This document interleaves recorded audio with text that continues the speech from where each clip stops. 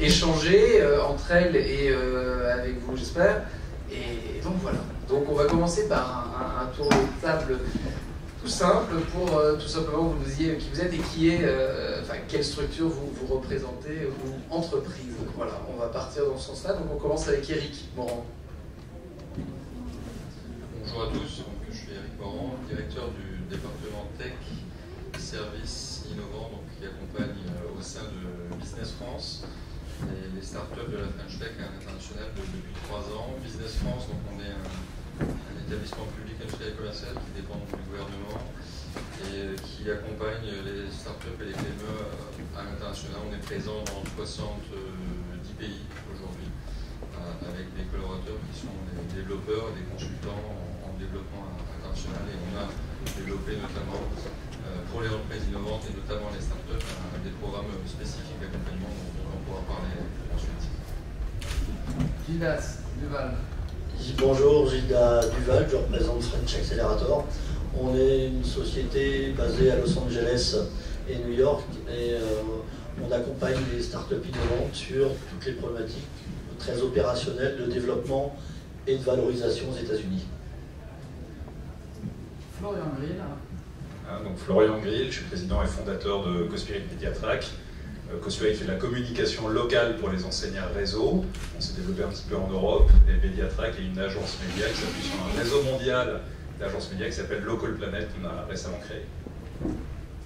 Thomas Mortier. Bonjour, Thomas Mortier, je suis le président de la société Staci, président et co-fondateur, une société qu'on a créée il y a une vingtaine d'années qui est spécialisée dans la logistique. Alors nous on est beaucoup plus industriels, on a des entrepôts, on a 300 000 m² d'entrepôts et 1500 salariés qui préparent des commandes et on dispatche principalement du matériel de communication pour les sociétés à réseau.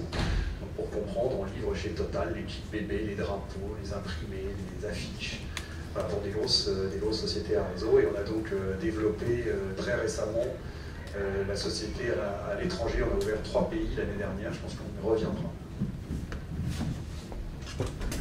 Alors, donc, si cette table ronde elle a lieu, comme chaque année en réalité, c'est aussi pour lancer un appel, finalement, je crois, aux entreprises de la communication et des médias et leur dire ça pourrait être pertinent de se développer à l'international. Parce que, et c'est souvent ce que dit Dominique Scalia, c'est un des premiers sujets dont il m'a parlé quand je l'ai rencontré, c'est de dire la plupart des entreprises, la com et les médias, ils ne vont pas à l'international et c'est un drame absolu. Alors il se trouve qu'aujourd'hui, on a ceux qui peuvent les accompagner et puis on a 2 exemples d'entreprises qui très clairement se développent aujourd'hui et très bien à l'international. Donc quand je vous ai eu les uns les autres dans la discussion qu'on vient d'avoir, ce qu'on note c'est qu'il y a une énorme dimension culturelle, alors après qu'on peut décliner de différentes manières, et puis vous parlez d'écosystème, vous parlez de réseau, parler de marchés mondiaux. Donc on va commencer avec vous, je propose, pour que tout simplement vous nous parliez de votre métier d'accompagnateur des entreprises innovantes à l'international. Comment vous voyez les choses, quelles sont les opportunités, les risques. On va commencer avec toi Eric, et puis ensuite simplement un focus sur l'aspect États-Unis. Voilà, avec Gina. Oui, alors finalement, une entreprise dans les communications, les médias, c'est une entreprise un peu comme les autres aussi, en termes de besoins. Et à l'international, il y a quelques critères clés, à notre sens, pour réussir. D'abord, il faut avoir une offre différenciante. Si on veut aller conquérir un marché étranger, on sort à des barrières plus importantes que celles qui existent en France, on l'a dit, des pratiques des affaires différentes, des langues, des cultures. Donc il faut avoir finalement un avantage comparatif fort. Ça peut être une innovation technique, ça peut être une innovation d'usage, ça peut être une offre tarifaire particulièrement innovante. Si on part d'entreprise dans la communication, il y a la créativité aussi, une histoire finalement des gens et des Français de manière générale travaillant dans le secteur de la pub. Ça c'est un point essentiel, mais c'est pas suffisant. Il y a ensuite finalement choisir le marché sur lequel on doit aller. Et là, c'est vrai que nous on intervient vraiment sur le fait de challenger les entreprises, et notamment dans le secteur de la tech. Puisqu'on va parler des US, c'est vrai que c'est un peu le pays qui fait rêver. Les 2 tiers de nos clients, quand ils viennent nous voir, c'est les États-Unis, les stratégies de l'attraction, c'est là que je dois aller. Première chose qu'on leur demande, et ce qu'on discute avec eux, c'est est-ce qu'ils sont vraiment prêts pour ce marché très exigeant, très compétitif, concurrentiel. Et c'est un petit peu pareil dans tous les secteurs. Donc il y a déjà vraiment vérifier un certain nombre de choses avant de se lancer et choisir le marché. Donc là, nos équipes interviennent pour pouvoir aider les entrepreneurs à choisir avec soin finalement le marché sur lequel ils doivent se lancer. Parce que le corollaire de tout ça, c'est qu'on ne fait pas du développement international à la petite semaine, le week-end quand on a le temps. Si on veut vraiment réussir, c'est quelque chose qui prend beaucoup de temps, de ressources. Donc il faut avoir dans les équipes des gens qui vont s'occuper de ça à temps plein. Il faut avoir du budget dédié à cela. C'est pas parce que je prends un avion pour aller à Pékin une fois, à New York, une fois que j'ai signé des contrats en masse. C'est assez rare, sauf si on vend peut-être des bouteilles de vin et encore. C'est pas si simple. Donc ça, c'est un autre corollaire très important. Le troisième critère vraiment clé pour nous, c'est aussi le thème du market. C'est vraiment, je dois y aller au bon moment. On l'a dit quand je suis prêt, quand je suis bien armé, mais quand ma solution est finalement adaptée, prête, elle a fait ses preuves, j'ai des premières références si possible, même quand j'ai une start-up, j'ai déjà un peu de traction en France ou en Europe, si je vise des marchés grand large tels que l'Asie ou les États-Unis. Ça, c'est vraiment essentiel. Même si pour autant, il ne faut pas forcément trop attendre, parce qu'on a souvent en France tendance à trop attendre que le produit soit complètement finalisé, etc. Et parfois, pour le marché des États-Unis, c'est vrai qu'un produit en phase bêta qui fonctionne bien, qui a fait ses preuves, ça peut suffire. Et si on attend trop longtemps, on peut se faire doubler par des concurrents. Donc, pour moi, c'est les trois aspects. Une offre différenciante, avoir vraiment une volonté, donc avoir les moyens de ses ambitions. Et ensuite, un time to market important pour pouvoir réussir. Et sur ces différents aspects, on conseille les entreprises sur leur destination et ensuite on leur propose différents produits. On pourra y revenir selon les marchés, puisque notre principale force, c'est d'être présent à l'étranger avec des équipes locales, des Américains aux États-Unis, des Chinois en Chine, qui sont là pour accélérer la compréhension du marché, accélérer la compréhension de la concurrence et adapter aussi la proposition de valeur et la manière de communiquer de nos clients. Parce qu'on ne va pas vendre sa solution ou mettre en avant les mêmes choses aux États-Unis ou au Brésil que ce qu'on fait en France. Donc il y a un énorme travail de préparation qui est fait avec les entreprises. Donc on comprend qu'il faut matcher avec le territoire et donc aux États-Unis, French Accelerators. Voilà, tout à fait. Nous, on est vraiment dans disons une société qui a fait le choix d'aller aux États-Unis, on peut les conseiller là-dessus. Bien entendu, on peut sur la première partie, le premier point, s'il n'y a pas de product market fit, s'il y a trop de concentration, si un marché est déjà saturé, on va peut-être leur conseiller de ne pas y aller, mais disons que on ne va pas intervenir sur ce point-là. Nous, réellement, le grand challenge des entreprises aux États-Unis, c'est qu'il y a plus de 50% des entrepreneurs français qui échouent aux États-Unis après y avoir laissé beaucoup de cash et beaucoup de temps et beaucoup d'énergie, et ce qui peut être fatal pour une entreprise de croissance. On dit souvent que le vrai moyen pour gagner un peu d'argent aux États-Unis, c'est d'investir beaucoup d'argent aux États-Unis. On essaye un peu de renverser ce paradigme.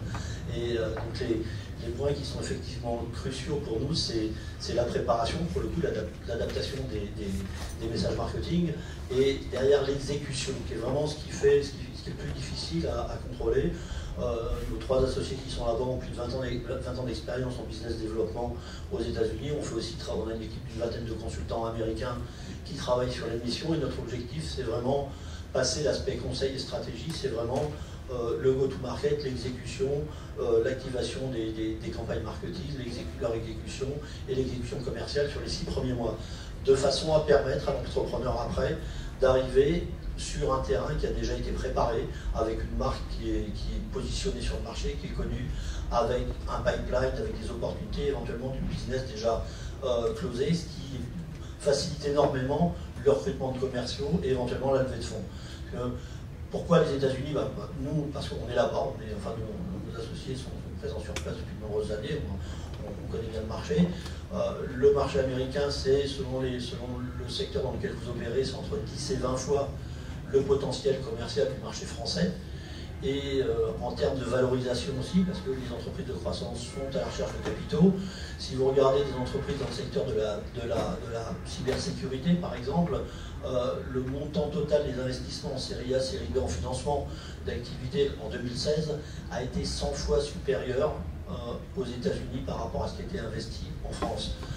Dans des domaines comme la réalité augmentée, la réalité virtuelle, c'est 80 fois. Donc il y a un énorme potentiel de valorisation et de levée de fonds. Il y a un relativement bon marché. Il y a un potentiel commercial énorme. Le tout, c'est qu'il faut être bien préparé. Et c'est sur ce point-là qu'on peut intervenir. Bon, donc là, on vient d'apprendre que 50% des entreprises échouent quand elles vont aux États-Unis. Échouent. Bon, en tout cas, les deux qui sont là n'ont pas échoué. Parce qu'on n'a pas été au CES. En tout cas, pas à l'international. Est-ce que dans les 58 pays dans lesquels vous êtes, il n'y a pas les États-Unis? Non, il y a pas. Si, il y a les États-Unis, mais c'est pas nous qui y sommes. Ah, d'accord, ok. Je me disais que sur les 58, je n'avais pas été regarder le détail. Mais je supposais que dans les 58, il y avait les États-Unis. Il y a bien sûr les États-Unis. Alors nous, donc, il y a deux entreprises. Il y a Cospirit. J'ai envie de dire, c'est assez simple. On développe des outils digitaux pour aider les clients français du retail à gérer leur communication locale, point de vente par point de vente. Et là, pour l'international, il n'y a pas été nous-mêmes, c'est nos clients qui nous ont amenés. Donc on est pour l'instant amenés par des clients comme Carrefour, Decathlon, en Belgique, en Italie, en Espagne aujourd'hui. Mediatrack, c'est un petit peu un schéma différent. Donc c'est une agence média, c'est pas la communication locale, c'est la communication sur tout, depuis le programmatique, la télé, la radio, la presse. Et on est face à un marché qui s'est complètement mondialisé. Il y a 20 ans, les 250 premiers annonceurs mondiaux étaient 40% à faire des appels d'offres internationaux. Les mêmes 20 ans après, 90% font des appels d'offres internationaux. Et ils choisissent quoi? Ils choisissent les Big Six. Avast, Publicis, Omnicom, Aegis, WPP.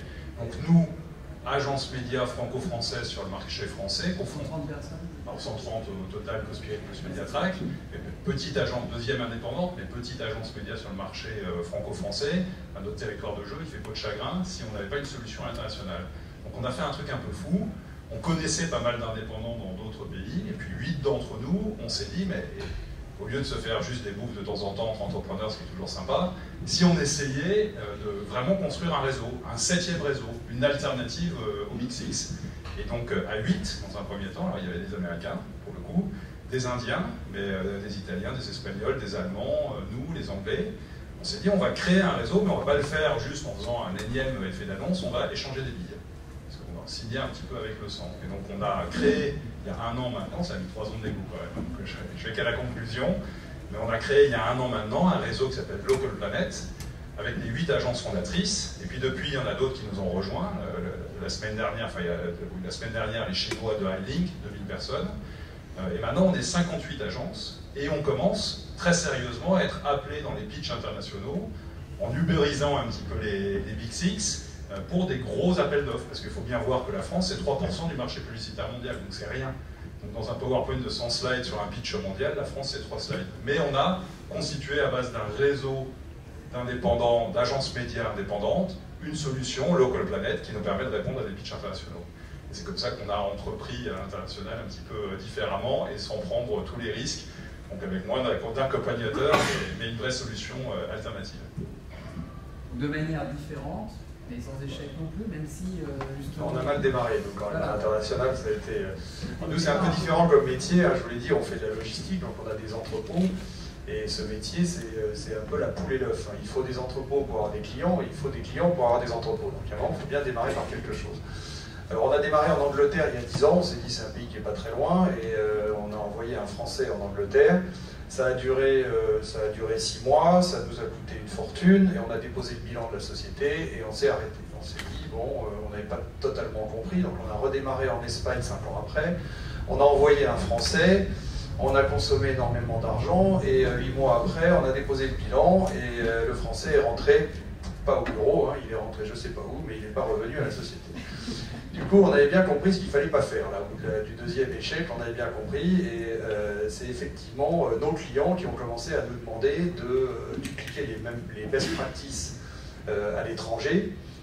Et dans des métiers de service comme le nôtre, il y a toujours un côté un peu réfractaire des interlocuteurs du pays, qui ont besoin d'interlocuteurs locaux. Donc on a bien compris que le côté culturel, comme on l'a dit tout à l'heure, que le networking local, que les best practices, que les aspects juridiques, politiques, etc., en Italie devaient être gérés par des Italiens, en Espagne par des Espagnols, en Pays-Bas par des Hollandais, j'ai oublié la langue, mais bon, ça va sans dire.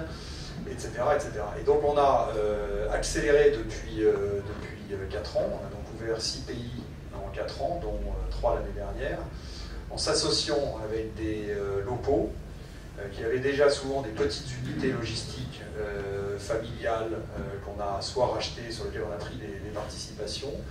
Les associés sont toujours actionnaires de la filiale, actionnaires localement et actionnaires au niveau du groupe, ce qui fait qu'ils ont un double intérêt pour développer leur société.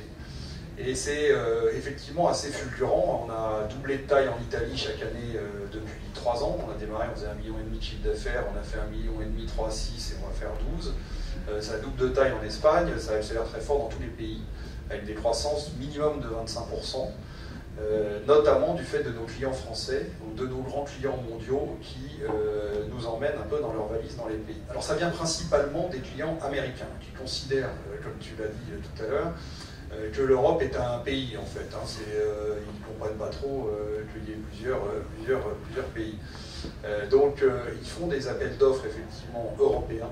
Donc c'est venu par les laboratoires Lilly en premier, maintenant Coca-Cola qui accélère, McDo, et qui effectivement veut dupliquer ses best practices, avoir un seul contrat, un seul reporting, un seul outil si possible dans tous les pays, c'est ce qu'on a fait. Et donc les Américains ont véritablement accéléré ces appels d'offres mondiaux. Alors nous on est européens, donc on arrive déjà à couvrir 7 pays, mais effectivement, comme tu l'as très justement dit, on sent une mondialisation, y compris dans le service. Alors dans le produit, ça existe depuis longtemps, Bosch est mondial, dans les produits, on sait que les automobiles, les marques automobiles sont toutes mondiales, mais dans le service, on voit effectivement aussi une accélération de ces best practices. Et on a maintenant des acheteurs. L'acheteur de Danone pour l'Europe, c'est un Polonais. L'acheteur de Coca pour le nord de l'Europe, c'est un Hollandais, etc., etc. Et on a beaucoup d'exemples comme ça. Et ils couvrent en fait les best practices des pays. Tout ça en ayant vraiment un objectif quand même, qui est de faire des économies. Hein, sans se voiler la face, c'est d'avoir un contrat qui est bien ficelé, avec une bonne remise de fin d'année sur des volumes qui sont plus conséquents que sur un seul pays. Et voilà. Et donc, alors après, il y a plein d'anecdotes, je ne vais pas développer, mais qui sont des plantages retentissants. Je fais une petite parenthèse, mais vous savez que Darty, par exemple, était parti en Espagne tout seul. Ils avaient ouvert 300 magasins, et ça a été vraiment un gros plantage. Ils ont promis 1 milliard, je crois, de francs à l'époque, mais c'était énorme, parce que la culture locale d'acheter au coin de la rue, ça, n'était pas la même. Habitat en Italie, ça a été pareil, ça a été un plantage. Il y a beaucoup d'exemples de sociétés qui sont parties en stand-alone, en se disant on va faire la même chose et dupliquer les modèles. C'est juste une petite mise en garde pour dire que les modèles sont souvent duplicables, mais ils doivent être quand même très adaptés au marché, et il faut tenir compte de la culture et de la politique. Si on a 3 minutes à la fin, je vous raconterai l'anecdote de l'Italie, mais c'est toi qui juges, puisque tu m'as dit de ne pas la raconter, mais peut-être tout à l'heure quand même. Non, c'était dans ton intérêt, je te disais de ne pas la raconter, après il va être poursuivi. Moi j'ai 15 millions dans la salle, qui vient de me re-signer le contrat pour 5 ans. Bon. Alors, là on a compris qu'il y avait toute une dimension culturelle, adaptation au marché, local, etc. Plein de dimensions juridiques, fiscales, etc. C'est les chemins de l'innovation aujourd'hui. Est-ce que vous pouvez nous parler de l'aspect innovation qui fait de vous un acteur pertinent pour se développer à l'international et faire face finalement à des acteurs qui eux sont locaux? Dans quelle mesure vous avez pu à travers de l'innovation combattre? Voilà. Bon, alors. Sachant qu'il nous reste, parce que je suis aussi 10 minutes. D'accord. Donc sur Local Planet, le réseau international d'agence média, il n'y a pas véritablement une innovation, hormis le fait de se réunir tous ensemble et d'apporter une réponse commune, alternative au Big Six, avec quand même un esprit entrepreneurial, beaucoup plus de souplesse, et pas les frais de structure ou les dividendes. Voilà, l'approche est innovante plus que le produit lui-même. Sur Cospirit, donc la partie communication locale, là par contre on est clairement dans le domaine de l'innovation, puisqu'on a une équipe de développeurs chez nous, on est 130 au total, il y a une dizaine de développeurs dans la boîte, qui développent des outils digitaux pour aider les clients à optimiser toute la communication locale de leur point de vente. La communication locale, ça couvre le catalogue, le e-catalogue, l'affichage, les médias locaux, le digital local, etc. Avec des tableaux de bord magasin par magasin. Et là, ce qui intéresse nos clients retailers, donc les Carrefour, Decathlon et autres, c'est qu'on puisse implémenter ces outils digitaux pour chacun de leurs points de vente, pour l'instant Italie, Espagne et Belgique, parce que il y a des gains de productivité, de connaissances, d'expertise, etc. Donc là, nous, notre valeur ajoutée, c'est d'avoir développé ces outils et d'arriver avec quelque chose de différent qui permet à des magasins d'optimiser leur communication locale dans chacun des pays, et avec effectivement tout ce que tu décris, c'est-à-dire un reporting commun, une vision commune qui est sur l'ensemble des points de vente et pas simplement pays par pays. Alors moi, je vais vous faire de l'innovation avec un gros retour en arrière, mais pour les plus jeunes, vous n'allez pas voir de quoi je parle. Quand on a démarré ce métier, il fallait que les points de vente commandent chez nous. Pour commander, il n'y avait pas beaucoup d'outils, il y avait le fax, et puis est arrivé le Minitel. Et en fait, le Minitel, c'était très innovant en France, et ça a permis effectivement de déployer des outils sur les points de vente, dont la Société Générale par exemple, et dans toutes les agences, on commandait sur le Minitel des produits qui étaient stockés dans nos entrepôts. Et quand Internet est arrivé, on a basculé bien évidemment sur Internet, on n'est pas resté sur le cousin là, donc on est passé sur Internet, et on a maintenant 500 000 points de vente qui sont connectés et qui commandent sur nos outils. Temps réel, avec les stocks, avec le tracking et avec un certain nombre de choses. Donc il s'avère que dans notre métier, nous sommes au niveau européen très en avance, puisqu'on a développé ces solutions avec une application qui était franco-française, et quand on l'a dupliquée, quand on l'a transférée sur Internet, on voit que les pays européens, en l'occurrence sur mon métier, sont très en retard sur cette communication réseau, cette traçabilité, l'information en temps réel sur les outils qui sont personnalisables au niveau graphique, etc. Donc après, il y a des fonctionnalités complémentaires qu'on a développées, bien évidemment, une multitude de fonctionnalités, puisqu'on a une petite web agency intégrée pour faire évoluer les systèmes qui évoluent en permanence. On investit pas moins d'1,5 million d'euros sur les outils de communication avec les points de vente. Et c'était, voilà, l'origine venait de là. Et après, vous avez des pays, effectivement, d'Europe, dans ces métiers industriels qui sont assez peu ou pas externalisés. C'est-à-dire qu'ils considèrent encore que ces métiers étaient leur métier. Et donc petit à petit, on voit des phénomènes qui ont accéléré très fortement en Angleterre il y a 20 ans. Tout est outsourcé depuis 20 ans. Et effectivement, dans les pays plutôt du sud de l'Europe, il y a encore du retard sur les phénomènes d'externalisation, de mutualisation de services. Ça ne concerne pas que la logistique, à la mutualisation des services, vous la retrouvez partout, dans le print management, dans la communication au sens large. Et donc, effectivement, la France est loin d'être en retard sur certains métiers. Juste deux commentaires pour ce qui a été dit. D'abord, c'est vrai que on voit beaucoup de PME qui se développent d'abord à l'international, ça a été dit, pour suivre leurs clients français. Ce qui est très bien d'ailleurs, parce que il faut accompagner son client, ça force l'entreprise à sortir de ses frontières, à se structurer. On a la chance d'avoir en France des groupes du CAC 40 qui sont leaders dans tous les secteurs du monde. Il y a assez peu de pays comme celui-là. Donc on accompagne souvent des clients qui finalement ont commencé, vendent à tel ou tel grand groupe français dans l'agroalimentaire, dans la distribution, et qui ensuite ont besoin finalement, s'ils veulent vraiment se développer sur la Chine, sur l'Italie, d'attaquer des clients locaux. Et c'est plutôt une bonne façon, sans trop de risques, d'aller déjà dans un marché avec du business, si on est bon. Si on choisit bien ses partenaires locaux, parce que c'est vrai, il y a les seuls... La fleur au fusil, c'est très compliqué. C'est important de s'appuyer, quel que soit le marché où on va, sur des compétences locales. C'est une évidence, en particulier dans la communication, pour adapter ces outils et la pratique des affaires. Il n'y a rien de mieux que les personnes localement qui vont pouvoir vous aider. Deuxième commentaire, c'est sur l'aspect innovation. Là aussi, on a finalement, pour une fois, la France a été bonne en marketing avec l'initiative French Tech. On n'est pas franchement les meilleurs dans ce secteur au niveau mondial, comme vous le savez. On est plutôt des bons techos. On a la chance d'avoir d'excellents talents. On a une des 2 meilleures écoles de mathématiques du monde. On a des médailles Fields en voiture en voilà, j'exagère à peine. Mais, donc on a de très bons ingénieurs dans le secteur de l'IoT qui ont mis beaucoup en avant depuis quelques années, puisque la France brille chaque année au CES à Las Vegas. C'est finalement un peu la renaissance de l'industrie plus ancienne en France, l'électronique, les télécommunications.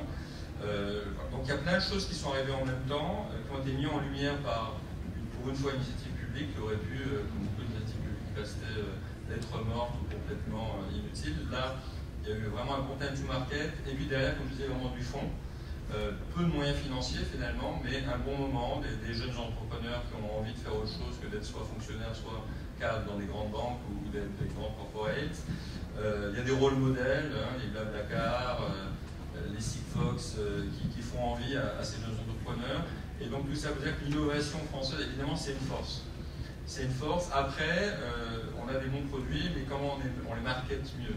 Et c'est vrai que ça, c'est le rôle finalement des accompagnateurs, c'est d'aider ces entreprises à mieux les marketer, à les préparer, à anticiper, à aller sur les bons marchés pour pouvoir lever des fonds, parce qu'il faut souvent, comme on l'a dit, ça prend, comme il y avait beaucoup d'argent de se développer à l'international. En tout cas, il faut lever des fonds, pas n'importe comment, bien évidemment, il y a le problématique de la valorisation, mais on s'est beaucoup focalisé aussi sur des programmes, notamment aux États-Unis, mais aussi en Chine, parce qu'on considère que dans le secteur tech que je dirige, c'est les 2 secteurs clés aujourd'hui dans le monde, sur ces programmes d'accompagnement longue durée pour permettre aux entreprises vraiment de rebooter leur façon de penser, rebooter le marketing, d'adapter vraiment à la fois leur société, leurs produits pour réussir. Cette adaptation marketing-produit, elle est essentielle, elle n'est pas vraiment dans nos gènes, nous Français.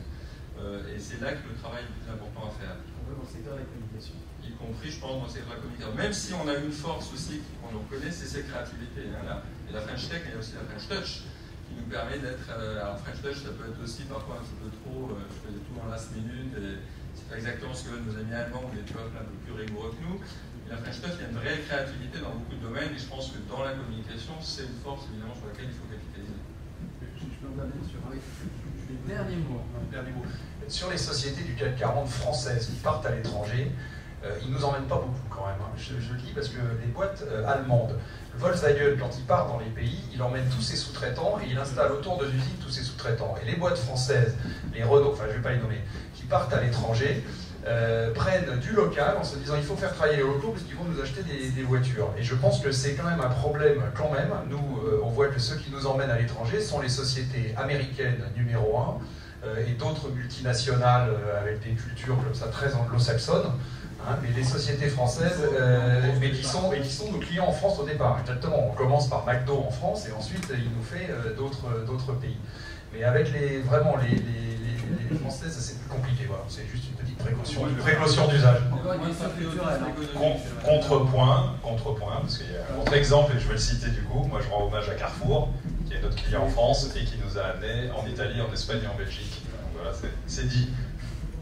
Bon entrepreneur, on parle de ses clients. Juste un dernier commentaire sur l'accompagnement des entreprises. C'est vrai que une des clés de la réussite, en tout cas pour le marché qu'on connaît aux États-Unis, c'est d'avoir très rapidement des références américaines. Hein, c'est-à-dire que pour vendre un Américain, trouver un investisseur américain, il faut montrer des références américaines. Et trop d'entreprises françaises vont avoir signé un Pernod Ricard, un Carrefour et vont penser qu'avec ça, ils vont être les rois aux États-Unis. Ils vont peut-être avoir un peu de business à amener, mais en termes de référence, les États-Unis, c'est un marché de référence. Si vous avez Carrefour, c'est bien. Si vous avez Walmart, c'est nettement mieux, mais avec un ordre de magnitude c'est sans comparaison. Et c'est ce travail-là qu'il faut pas trop, je dirais, mettre d'ambition sur le potentiel que va avoir les références françaises qu'on peut avoir, même si elles sont présentes là-bas. Alors, je vais vous passer tout de suite la parole. Juste avant, j'en profite avec ce que vous avez dit pour faire un peu la promotion du comité Richelieu. Je ne peux pas m'empêcher. Parce que quand vous parlez de grands groupes, et vous parlez de PME, et vous parlez de leurs relations, et vous parlez du développement international, moi je rappelle qu'on passe notre temps à créer des relations entre des entreprises qui sont innovantes, et notamment des grands groupes. Et très bientôt, puisqu'on parle de groupe américain, on a un rendez-vous sur la voiture connectée entre 3 grands groupes américains, et on invitera toutes les start-up PME ETI qui souhaitent les rencontrer, et ce sera à Paris. Voilà, j'allais voir le site du comité. Donc on va prendre une question, parce que le temps passe et on nous a dit qu'il fallait vraiment qu'à 17h, et on est déjà en retard et mauvais élèves, mais on va prendre une question. Non mais faut que si moi je suis pas comme ça. C'est vrai, simplement vous donnez des exemples de grosses entreprises qui emmènent leurs agences par exemple de communication à l'étranger. Est-ce que vous avez des exemples de plus petites entreprises? C'est intéressant. Vous voyez ce que je veux dire? Des plus petites entreprises côté client. Oui, côté client pour une agence de communication. C'est souvent on va dire les grosses ETI ou des sociétés déjà un peu significatives, mais qui restent à capitaux familial ou voilà, à capitaux privés, sont beaucoup plus réactifs pour nous emmener dans les pays. Donc effectivement, d'abord, culturellement, les Allemands et les Américains, j'ai dit, mais les Allemands le font très vite. Donc on voit que les les sociétés allemandes sont très réactives pour nous emmener. Mais c'est vrai que des sociétés familiales, et il en reste quand même pas mal en Europe, dans l'industrie notamment, nous emmènent dans les pays très vite. C'est-à-dire qu'il y a une communication qui est beaucoup plus rapide et on se heurte beaucoup moins aux freins locaux. C'est-à-dire que si je vois un gros constructeur automobile, je fais ça pour vous en France et je pourrais le faire en Italie, mais localement, le marketing est organisé, ils ont leurs copains, ils ont leurs responsabilités, et si le patron du pays a de bons résultats, il va être réfractaire. Il va dire, mais non, mais moi ça marche très bien, j'ai 2 comptes à rendre à personne, et je ne veux pas que le groupe m'impose des choses. Donc tout ça, c'est vraiment l'introduction que tu as faite qui était la bonne, c'est culturel. C'est-à-dire que l'américain, c'est culturel de dupliquer les modèles. Et effectivement, ça dépend vraiment de la culture de l'entreprise. Et effectivement, des plus petites sociétés, je pense à des sociétés dans la clim, par exemple, qui sont des sociétés qui font quand même déjà 500 ou 600 millions d'euros de chiffre d'affaires, nous déploient très vite dans les pays d'Europe. Très très vite.